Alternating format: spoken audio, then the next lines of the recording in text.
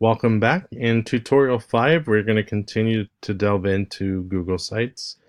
Once you can see where we left off, we have created our second page here.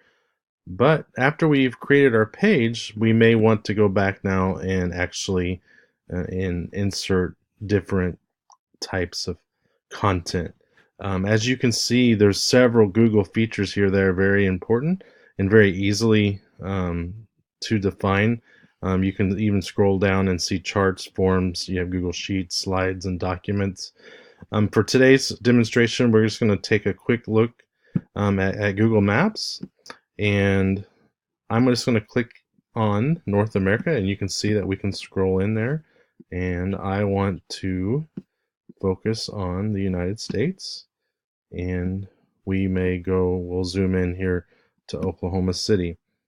I'm going to select that. That takes an image from that, and then we can now move that anywhere on the site where we want to add a site, and we can also describe the content.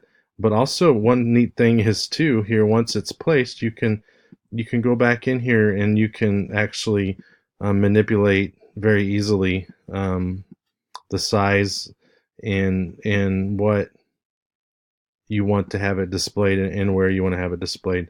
You can also go in and add other content from your drive. So I suggest that you have folders of information preloaded. So once you start to make your Google Sites, that you have quick and easy access to everything that you have.